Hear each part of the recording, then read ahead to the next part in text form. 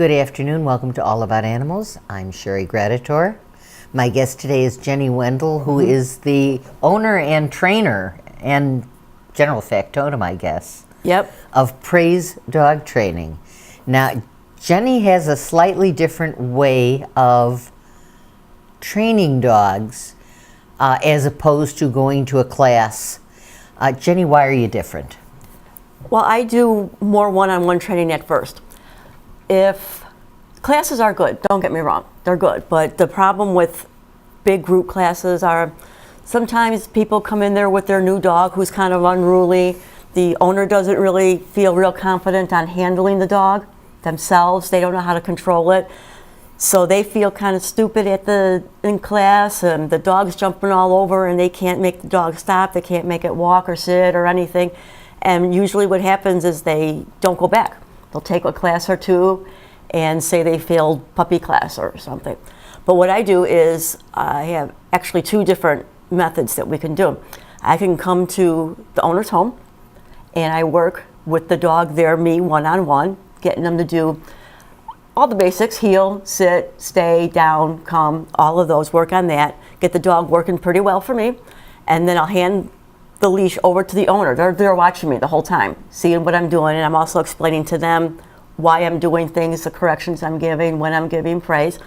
And I have them take the leash and I critique them as to their way that they're doing it, if they're doing something right or wrong. Are they giving the praise at the right time? Are they giving the corrections right? Things like that. And I will work with them as long as it will take. Sometimes it's one lesson, sometimes it's two, sometimes it's three. It depends on the owner and the dog. And to get the dog working to where they're comfortable. And what they can do then is, once they're comfortable working the dog, I tell them to work in the house and then take it outside and then take your show on the road, so you get comfortable in other places with other people and other dogs around. And then, since they've been doing it in their house for quite a while, they're confident that they can handle the dog. That's a good time to go to puppy class, because now you have the distractions and go their way. A lot of people don't quite have the time and to put into what they have to do to get to that point, or they just are maybe going on vacation and they figure when they come back they want their dog trained.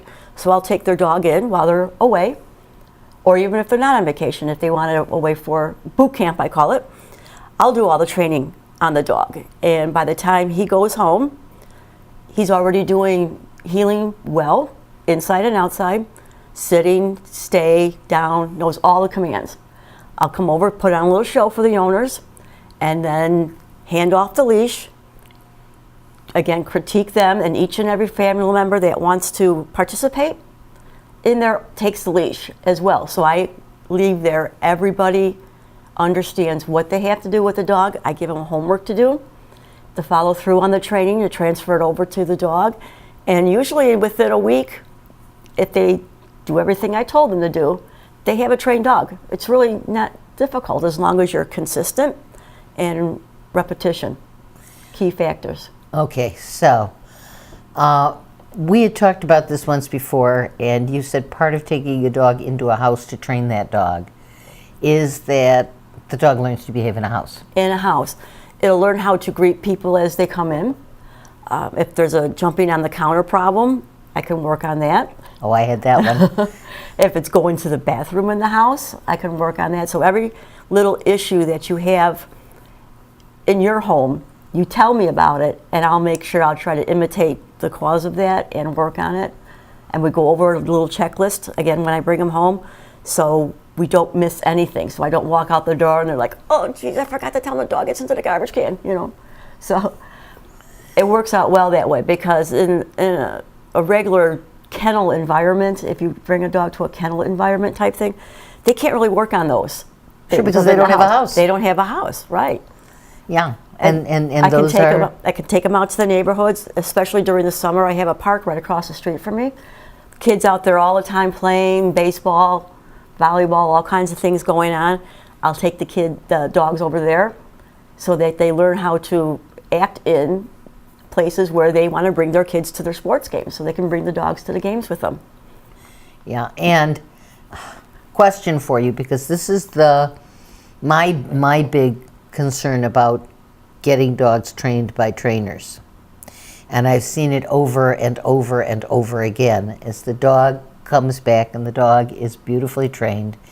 And for the first 2 weeks, 4 weeks, 6 weeks, the owners work with the dog twice a week, 3 times a week, every day, whatever it is, and the dog is wonderful. And then the owners get lazy. And they stop working with the dog. And within 4 months, the dog doesn't come anymore. If that. Yeah. If that. And it forgets what heel means, and it forgets what sit means. Lord, I think there's got to be some way to teach people that if they don't keep working on what the dogs have learned, the dogs are going to forget it. They're going to run the house anyway. Yeah. I mean, mine runs the house, and she's well trained. But that doesn't stop her from telling me exactly what she wants, when she wants it, and how she wants it served. And they have to understand, and I try to make this a point all the time, if you can't do a whole routine during the day, go through all the commands, at least do one thing with the dog. Make them come, make them stay, make them down. Do something with the dog that shows that you are still the leader. 15 to 30 minutes a day, no more, If is all that. you need. Yeah, if that. Yeah. Because once they are trained, if they have been through the boot camp and they get lax after a while, it's very, very easy to kick them right back in. You put that leash on them, you start going through that basic routine that I showed them when I dropped the dog off, and within 10 minutes, the dog is back working again, and kind of like a little reminder saying, oh, okay, wait, I remember this. And it's tough when you get in a younger dog, and then let's say at 14, 16, 18 weeks even, okay? And then they know everything, but then the dog becomes an adolescent. So they discover there's a whole new world out there, and they want to start test the waters a little bit. If you don't have that good foundation, they're going to walk all over you even more. So that's a good time too if they're starting to not come when called, or bolt out the door, or jump on people, or start chewing things they shouldn't. Just hook on that leash and go back to the basics, and it usually cures the problem. Let me tell you that anyone who's ever parented a teenage child and anyone who's ever survived parenting a teenage child, that's what you're going to deal with an adolescent dog. An adolescent dog is a teenage child. And they are testing the waters, and they are misbehaving, not bad misbehaving, just naughty misbehaving, because they're teenagers. They want to see what they can get away with. You got it. So when you think about your dog as an adolescent, and we're going to go to this right now, we're going to talk about animal adoptions. A lot of the dogs that get adopted are the 6-month to 14-month-old dogs, because those are the dogs that somebody's had. The dog hit adolescence. They said, ah, and brought the dog to a shelter. And they don't have that foundation on there either. And the dog is now in a shelter because the original owner couldn't handle that period of adolescence. And if the dog is not trained as an adolescent, he's going to be an unruly adult. And unruly adults wind up in shelters too. And we show you every time we tape one of these shows lovely animals. Most of them are not unruly adults. Most of them are adoptable, wonderful, easygoing, terrific people. But then every once in a while you get the one who doesn't want to share his toys and just might snap if you went near them. Or kind of likes to sit on the kitchen counter. Or opens the garbage can. And these are animals that didn't get their adolescent training. It's heartbreaking. It's heartbreaking for us because these animals don't belong in shelters. These are good-hearted, wonderful, bright, trainable animals. They just need a little help to know what is right and what is wrong. They need boundaries. And it's not that hard. It really is not that hard. Some are a little bit more difficult than others. Some are a little more stubborn. Some have had bad behavior in them a long time, and so it's a little harder to break those bad habits, but it can be done. Again, patience, repetition, and being consistent. Don't one day be real hard on the dog and heel, sit, down, stay, walk, don't do anything wrong. Then the next day you don't feel like getting off the couch when they grab a Oh, let's sock go play. somewhere, Mhm. yeah, and you just let it go. They'll remember the good things that Oh, you yeah. taught them, but the bad things are the things that they're going to remember very fast, Lucy very loves quick. gloves. Oh yeah, don't hold your glove in your hand when Lucy's around because Lucy loves gloves. Yes, and the owner, I guess that's okay with the owner, but these are the kinds of habits that as the dog gets older, they're not funny anymore. Yeah, and it is personal preference as well. It's your dog. If you're happy with the dog the way it's acting in your house, that's fine. If you're not happy with it, go back to your basics, get onto that training. And what one person deems acceptable, another person may not. So it is personal preference on there.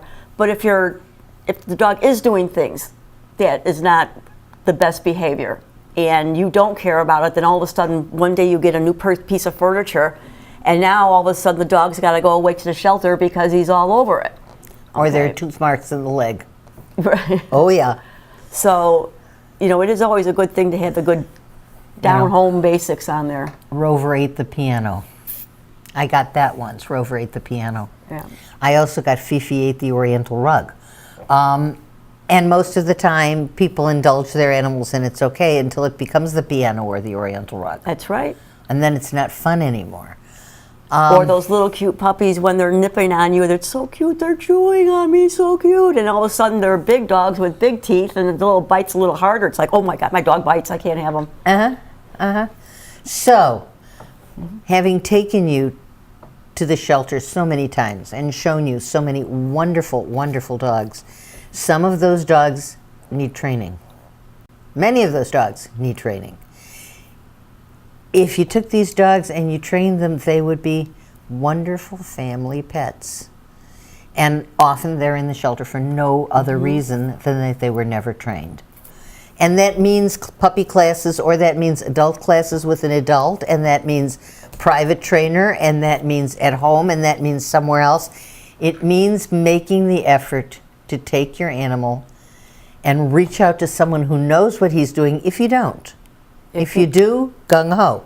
But if you don't, reach out to someone who does and make that animal a responsible member of society, the kind of dog that you can trust with children, grandchildren, neighbors, furniture, carpeting. And it's true. And many times it's the people that don't understand, they don't have the confidence in themselves to be able to handle the dog. So it's just a little learning on the owner's part to get confident on that. And once you're confident, the dog will look at you as their leader and listen to you and respect you and do as you say. And we are out of time. So Jenny, if people have questions, can they call you? They certainly can. Where? 847-809-0940. Or if you want to look on Facebook, just look up Praise Dog Training. Reach out. If you have a dog that needs training and you're thinking of getting rid of the dog, Call me think first. about training. I Call can someone give you first, advice. Don't worry so about that the it. dog doesn't become a number in a cage. And if you're adopting a dog and it needs it, training is the best thing. Jenny, thanks for talking to us. You bet. Anytime, kiddo. I appreciate it. We're going to take you now to Save a Pet and show you some of those wonderful guys that are waiting for homes.